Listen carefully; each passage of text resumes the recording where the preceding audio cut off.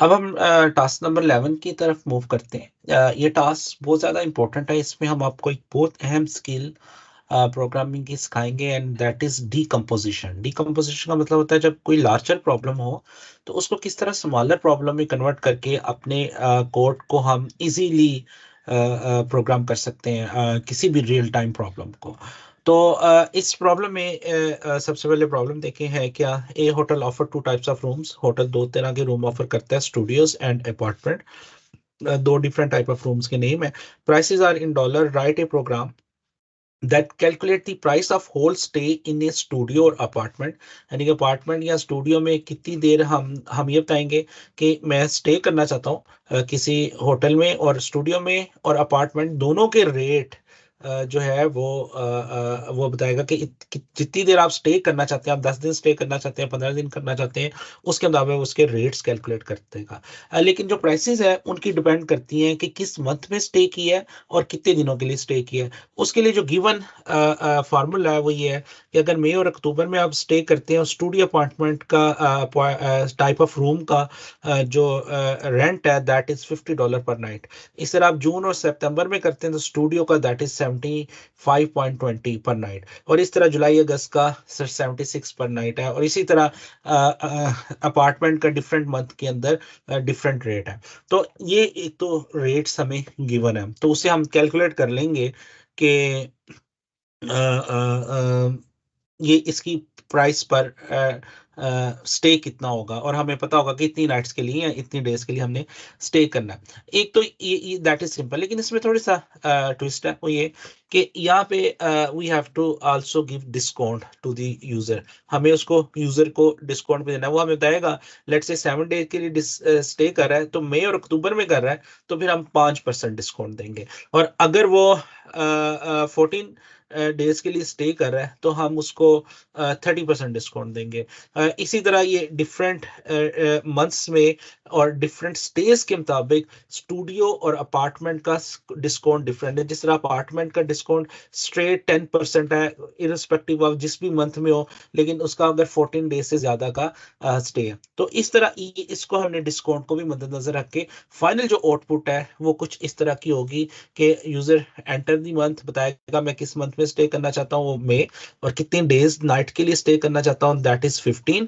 तो ये जो टोटल प्राइस कैलकुलेट हुई है अपार्टमेंट की और स्टूडियो की दैट इज विद डिस्काउंट। तो ये डिस्काउंट के मुताबिक कैलकुलेट हुई है। इसी तरह ये वाली प्राइस भी जून के मंथ्स में जितना डिस्काउंट है और स्टेज के मुताबिक है वो कैलकुलेट हुई है। तो अब इस प्रॉब्लम को आप सॉल्व करने की कोशिश करें और इसको देखें कि ये किस तरह आप इसको अप्रोच करेंगे। इसके अंदर काफी कंडीशंस हैं। असल में प्रॉब्लम इतनी कम्प्लेक्स नहीं है। कम्प्लेक्सिटी ये है कि इसमें कंडीशन बहुत ज्यादा है कि आपको मल्टीपल कंडीशन लगानी पड़ेंगी, कंडीशन विद इन कंडीशन लगानी पड़ेगी, अपार्टमेंट के लिए अलग से, स्टूडियो के लिए अलग से। आप जिससे भी इसको सोच सकते हैं आप इसको कोशिश करें, क्योंकि जब तक आप इसे करेंगे नहीं तब तक जो चीज मैं आपको नेक्स्ट बताने वाला हूँ उसको उसकी आपको ठीक तरह समझ नहीं लगेगी।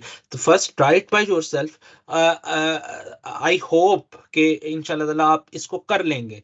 और अगर आपसे नहीं होता तो फिर आप इसका सोल्यूशन देखें, लेकिन इंपॉर्टेंट नहीं है, ये नहीं है कि इस टास्क में मैं आपको भी ये बताऊं इफ की कंडीशंस कैसे लगानी है। इस टास्क में मैं आपको एक बहुत इंपॉर्टेंट चीज बताने जा रहा हूँ दैट इज द डीकम्पोजिशन। कि डीकम्पोजिशन किस तरह क्या होती है। अच्छा जी, अब देखें ये प्रॉब्लम हमारे सामने है। अब मैं इसका सॉल्यूशन करने लगा हूं, इस प्रॉब्लम को छोटी छोटी प्रॉब्लम से ब्रेक करने लगा हूं। देखें, एक तो सबसे पहले हमें कैलकुलेट करना है स्टूडियो और अपार्टमेंट का टोटल स्टे के मुताबिक कितनी अमाउंट बनती है। पहला एक ये टास्क है कि हम स्टूडियो का रेंट कैलकुलेट कर लें, और दूसरा ये टास्क है कि हम अपार्टमेंट का रेंट कैलकुलेट कर लें। अब ये हम मैं इतनी कम्प्लेक्सिटी करने की बजाय कि मैं एक ही कोड लिखूं या एक ही फंक्शन लिखूं जो दोनों काम कर रहा हूं, मैं एक सिंपली अलग अलग काम कर सकता हूं कि मैं लिख लूं, एक फंक्शन बना लूं कैलकुलेट,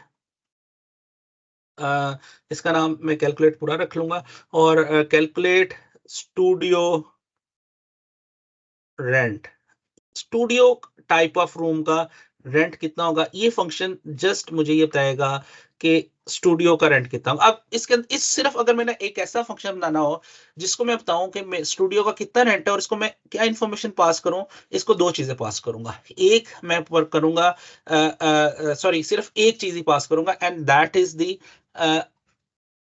मैं पास करूंगा मंथ, कि मैं किस मंथ में स्टे करना चाहता हूं, और सॉरी, दो ही चीजें पास करूंगा, एंड दूसरा जो है कितनी नाइट्स का जो है वो स्टे होगा। ये दो चीजें पास करूंगा तो ये मुझे स्टूडियो का रेंट कैलकुलेट करके बता देगा। तो आप इमेजिन करें, मुझे सिर्फ इतना इस पार्ट का कोड लिखना पड़ेगा, और that is comparatively very easy to think about it. इतने पार्ट का कोड सोचना बड़ा आसान है। मैं क्या लिखूंगा, just I will write down if month is equal to May, और month is equal to October, यानी मई या अक्टूबर दोनों में से भी कोई मंथ हो, तो जो रेट मैं लगाऊंगा दैट इज $50। तो उसका जो रेट पर नाइट है वो 50 है, और जितनी नाइट के लिए स्टे करना है मैं उसको उससे मल्टीप्लाई करके उसको रिटर्न कर दूंगा। इसी तरह यहाँ पे जो है मंथ अगर जून या सितंबर है तो रेट जो है वो 75.2 हो जाएगा, और स्टे के साथ मल्टीप्लाई करके रिटर्न कर दूंगा। अगर जुलाई या अगस्त है तो रेट 76 हो जाएगा, और उसको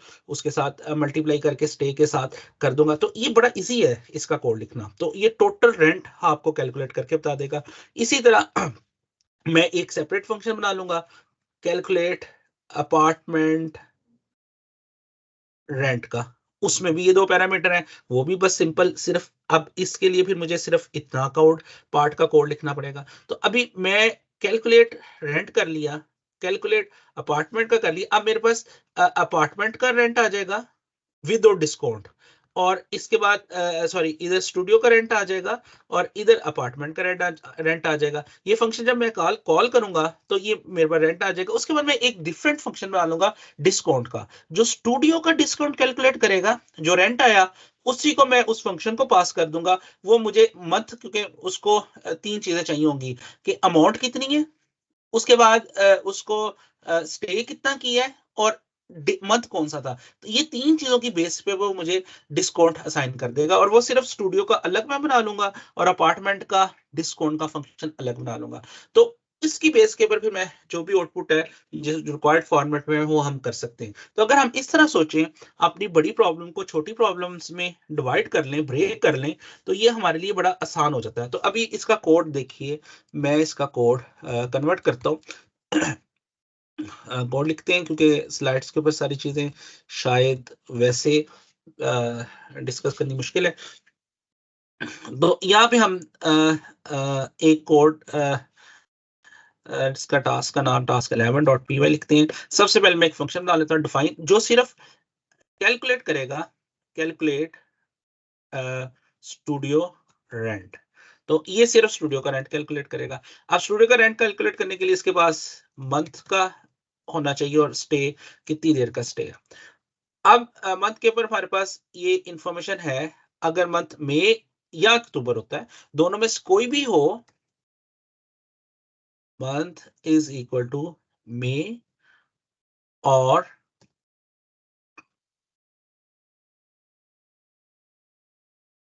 मंथ इज इक्वल टू अक्टूबर, इन दोनों में से कोई भी मंथ हो, तो हम जो रेंट पर नाइट जो है, रेंट पर नाइट है, रेंट पर नाइट एक वेरिएबल ले लेते हैं। ये शुरू में भी इसको 0 रख लें, क्योंकि उस वक़्त हमें है ही नहीं कुछ। और रेंट पर नाइट, इस केस में अगर मई या मंथ हो, और मंथ मई और या मंथ अक्टूबर हो, तो जो रेंट पर नाइट है दैट इज़ $50। तो इसको मैं 50 लिख लेता हूँ। इसी तरह if month is equal to June और सितंबर, जून और मंथ इज इक्वल टू सितंबर, तो फिर जो रेंट पर नाइट है उसकी वेरिएबल की वैल्यू जो है सेट हो जाएगी 75.20 के, 75.20 के। और if month is equal to July और अगस्त, तो 76 है। जुलाई और month is equal to August, तो that is rent per night 76 है। अच्छा जी, ये अब जब इन कंडीशन से होकर आएगा तो रेंट पर नाइट में जो वैल्यू होनी चाहिए अकॉर्डिंग टू मंथ वो आ जाएगी, और एंड में हमने क्या करना है, just total rent is equal to rent per night multiply by stay. तो ये उसका स्टे, जितना भी नाइट का स्टे होगा ये टोटल रेंट हो जाएगा, और यहां से हम इसको रिटर्न कर देंगे टोटल रेंट को। तो फाइनली जब हम इस फंक्शन को कॉल करेंगे तो स्टूडियो का जो रेंट है वो हमें मिल जाएगा। सेम इसी तरह हम उसका फंक्शन लिख सकते हैं अपार्टमेंट का, वो मैं आपके लिए छोड़ता हूँ, वो आप इसको कन्वर्ट कीजिएगा। अब स्टूडियो के लिए दूसरा फंक्शन जो है वो हम लिखेंगे जो डिफाइन कैलकुलेट। अब हमारे पास रेंट कैलकुलेट हो जाएगा, अब हमें जो कैलकुलेट करना है वो हमें उसका डिस्काउंट कैलकुलेट करना है। तो कैलकुलेट डिस्काउंट, अब डिस्काउंट कैलकुलेट करने के लिए सबसे पहले हमारे पास टोटल रेंट होना चाहिए, रेंट इसको वेरिएबल मिलेगा, हमारे पास मंथ होना चाहिए और स्टे होना चाहिए कि कितनी देर का उसने स्टे करना है। तो इस इंफॉर्मेशन की बेस पे हम डिस्काउंट कैलकुलेट करेंगे, जो सिर्फ डिस्काउंट कैलकुलेट करके बताएगा कि इसको कितना डिस्काउंट मिलना चाहिए, और उसका जो फार्मूलाज है स्टूडियो के लिए ये 3 लाइंस हैं। अब देखें, अगर studio in case of more then stay यानी कि 7 से ज्यादा हो और 14 से कम हो, क्योंकि अब ये हिडन कंडीशन है, वो 14 से ज्यादा होगा तो डिफरेंट कंडीशन आ जाएगी। तो हम 7 से ज्यादा, मोर देन 7 डेज, 7 से ज्यादा और 14 से कम होगा, 14 या 14 से कम होगा, तो फिर हमने ये चेक करना है क्या मंथ मई का है और अक्टूबर का है, क्या मंथ मई या अक्टूबर दोनों में से कोई एक है। अगर दोनों में से कोई एक है तो फिर हम 5% डिस्काउंट दे देंगे। तो अब हमें जो कंडीशन लगानी पड़ेगी वो लगानी पड़ेगी, अगर जो स्टे है that is more than 7 and less than 14 and month is equal to May और month is equal to October, दोनों में से कोई एक भी हो, क्योंकि एक वक्त में दोनों मंथ तो हो नहीं सकते, तो इसलिए वो इन दोनों के दरमियान और की कंडीशन लगेगी।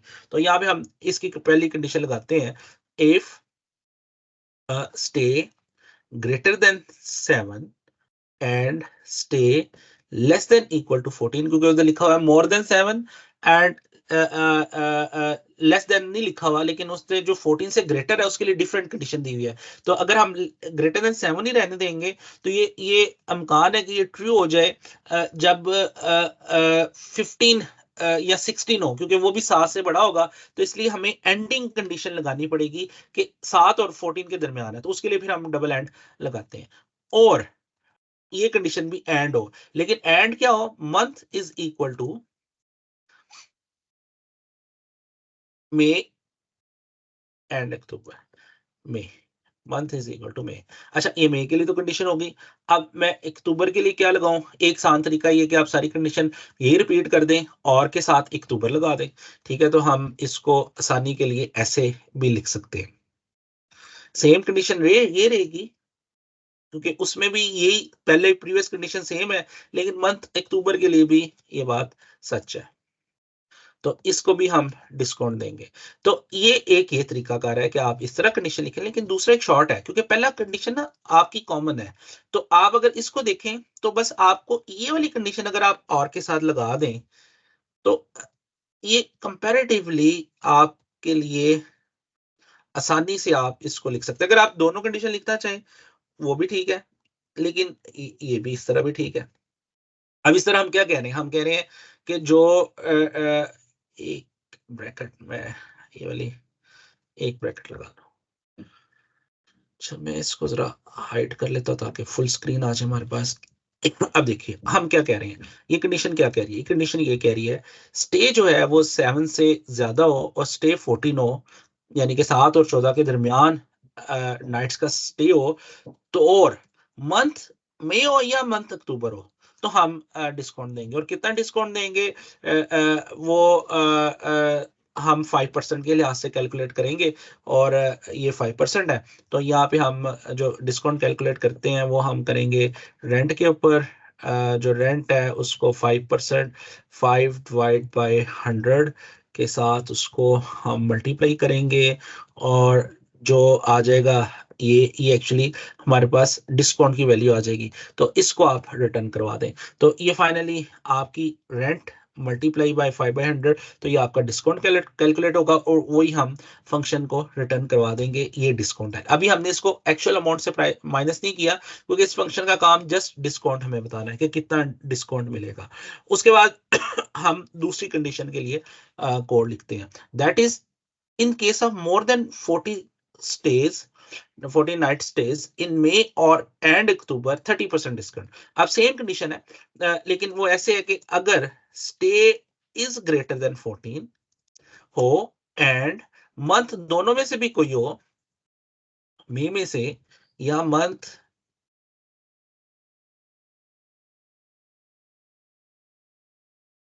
अक्टूबर हो, तो फिर हम रिटर्न रेंट जो डिस्काउंट है that would be 30 divide by 100। तो ये 30% डिस्काउंट हम उसे देंगे। तो उसी तरह फिर हम थर्ड कंडीशन जो है दैट इज अगर for studio in case of more than 14 stays in June and September, अब यहाँ पे मंथ चेंज हो गया, जून एंड सितंबर में तो 20% डिस्काउंट है। तो यहाँ पे हम if stay greater then 14 and month that is June or month is equal to September, तो फिर हम जो डिस्काउंट है वो हम देंगे रेंट इंटू 20 डिवाइड बाई 100। तो फाइनली ये हमने डिस्काउंट, इसका नाम मुझे कैलकुलेट डिस्काउंट स्टूडियो डिस्काउंट रख लेना चाहिए, क्योंकि ये सिर्फ स्टूडियो के लिए हमने कोड लिखा है। इसी तरह हम अपार्टमेंट के लिए कोड दो फंक्शन अलग से बना लेंगे, तो उसको भी मैं नहीं करता, I will left that for you. अभी यहाँ पे हम वो इंटरफेस बना लेते हैं जो हमें चाहिए, ताकि मैं फंक्शंस की कॉल्स के साथ हमारा फंक्शन वो प्रोग्राम टेस्ट भी हो जाए। हमें जो इंटरफेस हमने बनाना था उसमें एक enter the month, enter the number of stage, और वो हमें डिस्प्ले करेगा अपार्टमेंट का या स्टूडियो का। तो अभी हमने स्टूडियो का कैलकुलेट किया है, तो स्टूडियो को चेक कर लेते हैं। सबसे पहले हम लिखते हैं month is equal to input enter the month, और ये स्ट्रिंग में आएगा इसलिए इसको कन्वर्जन की जरूरत नहीं है। डे सॉरी इसका स्टेज नाम रख लेते हैं, नाइट स्टे कितनी है, और इसको हम इंटीजर में कन्वर्ट कर लेते हैं। Input enter the stay, enter stay, enter number, stay stay लिख लेते हैं, एंटर स्टे, ठीक है जी। और यहाँ पे ये इंटीजर में कन्वर्ट हो जाएगा। उसके बाद हमारे पास मंथ आ गया और हमारे पास स्टे आ गया। तो सबसे पहले हम देखते हैं टोटल रेंट कितना है। तो हम लिखते हैं कैलकुलेट स्टूडियो रेंट, हम यहाँ पे एक वेरिएबल बना लेते हैं रेंट का, कैलकुलेट स्टूडियो रेंट का फंक्शन हम कॉल करते हैं, और इसमें हम पास कर देते हैं मंथ और स्टे, कितनी नाइट्स का स्टे है, वो हमें टोटल रेंट कैलकुलेट करके इस वेरिएबल में रिटर्न कर देगा। इसके बाद जो है फाइनली हम इसका डिस्काउंट कैलकुलेट करते हैं। डिस्काउंट जो है वो कैलकुलेट स्टूडियो डिस्काउंट, क्योंकि अभी हमें पता है हम स्टूडियो का काम कर रहे हैं, तो वो स्टूडियो का डिस्काउंट कैलकुलेट करेंगे। इसमें हम रेंट पास करते हैं, उसके साथ इसको मंथ की जरूरत है, उसके साथ इसको स्टे की जरूरत है, तो ये तीन एट्रीब्यूट करेंगे तो हमें डिस्काउंट बता देगा कैलकुलेट करके। फाइनल जो पेबल अमाउंट होगी that is equal to rent, rent में से हम डिस्काउंट माइनस कर देंगे, तो ये तो हमारे पास पेबल आ जाएगी। तो इधर जो हमने आउटपुट करनी है वो अपार्टमेंट स्टूडियो लिखा हुआ आएगा, और उसके आगे वो बस उसकी वैल्यू आ जाएगी। तो वो हम इस तरह कर लेते हैं, स्टूडियो कॉलन और 0 फॉर्मेट, या आप जैसे भी इसको प्रिंट करना चाहें, इट्स अप टू यू। दोनों अप्रोचेस अवेलेबल है हमारे पास। तो ये हमने इस तरह अब ये पेबल का वेरिएबल एक्चुअली इसकी वैल्यू यहाँ पे आ जाएगी। तो इतने प्रोग्राम को ये this is the our driver program, ये हमारा ड्राइवर प्रोग्राम है। ऊपर हमने दो प्रोग्राम फंक्शन लिखे हैं, स्टूडियो के लिए, रेंट के लिए और स्टूडियो डिस्काउंट के लिए। इसी तरह आप calculate rent apartment, calculate discount apartment, और यहाँ पे इसी तरह आप उन फंक्शंस को भी कॉल करके प्रोग्राम कंप्लीट कर सकते हैं। दैट इज 11 नंबर, हम इसे कॉल करते हैं। ये क्या कह रहा है? Okay.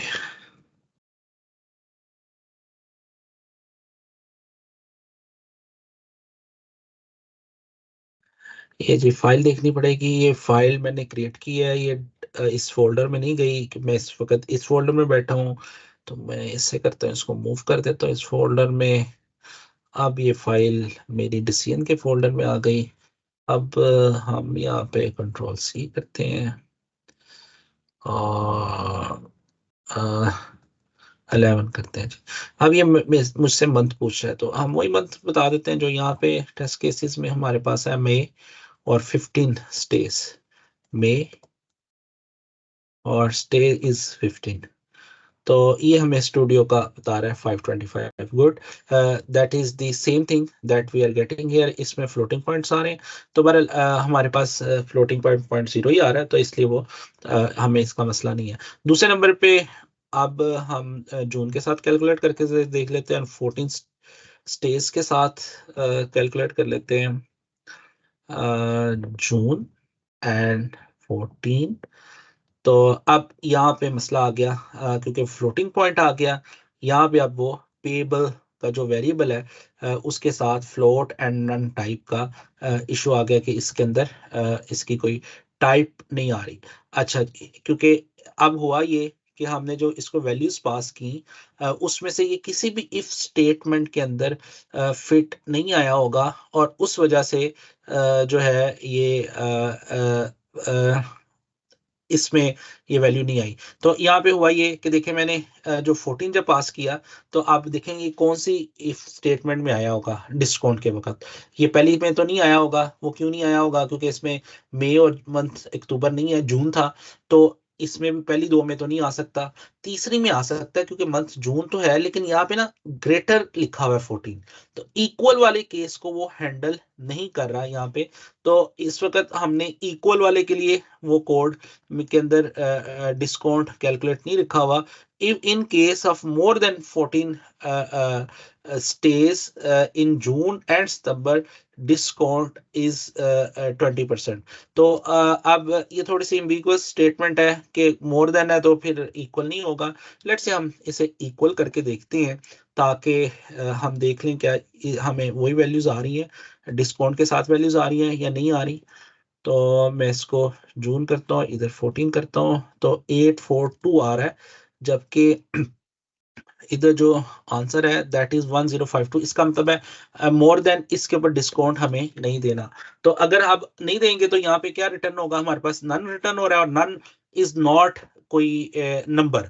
तो वो अब ये क्योंकि ये फंक्शन कुछ रिटर्न नहीं कर रहा, इनमें से कोई भी रिटर्न वाली स्टेटमेंट नहीं चल रही। तो एट द एंड फिर हम ऐसे केसेस में जब हमें हो कि इसमें से कोई पॉसिबल है कि ना आए, तो एट द एंड हम एक रिटर्न लिख देते हैं 0। 0 का मतलब है अगर इनमें से किसी भी इफ में नहीं आता डिस्काउंट वाले में, तो एट द एंड जो डिस्काउंट है वो आप 0 रिटर्न कर दो। अगर 0 डिस्काउंट होगा तो यहाँ पे जब डिस्काउंट में आएगा तो इसकी रेंट की वैल्यू में से 0 माइनस होगा, यानी कि रीजनल रेंट ही रहेगा, कोई भी डिस्काउंट नहीं मिलेगा। तो इस चीज को हम अभी टेस्ट कर लेते हैं।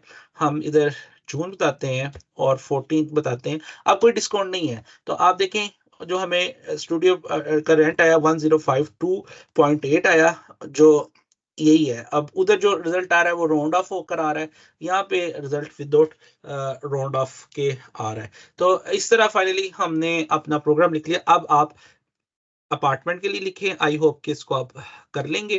आप इसी तरह दो फंक्शन बना लें, एक कैलकुलेट अपार्टमेंट रेंट अपार्टमेंट, इस तरह कैलकुलेट डिस्काउंट अपार्टमेंट, और फिर उसके बाद अलग से उनको वेरिएबल्स में उनकी वैल्यूज पुट करके आप इसको यहाँ पे माइनस कर सकते हैं। बेहतर है कि यहाँ पे मैं मुझे वेरी, क्योंकि ये रेंट स्टूडियो का है, तो इधर मैं स्टूडियो लिख लूँ, डिस्काउंट भी स्टूडियो का है तो इधर स्टूडियो लिख लूँ।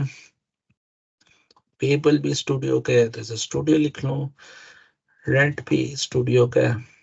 ये मैं इसलिए लिख रहा हूँ ताकि जब आप इसका कोड देखें तो आपको फिर वो वेरिएबल्स के साथ कंफ्यूजन ना हो।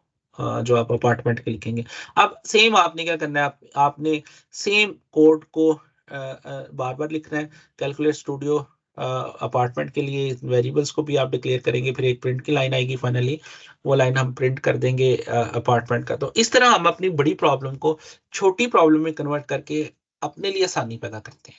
तो ये अप्रोच कंप्यूटर साइंस में प्रोग्रामिंग की this approach is called decomposition, कि हम किसी बड़ी प्रॉब्लम को डिकम्पोज कैसे करते हैं, छोटी प्रॉब्लम में कैसे कन्वर्ट करते हैं। होपफुली आपको समझ आई होगी। फिर भी अगर आपका कोई क्वेश्चन हो तो फिर आप इधर हमारे जो गिवन फॉरम्स हैं उसके ऊपर आप क्वेश्चन को पोस्ट कर सकते हैं।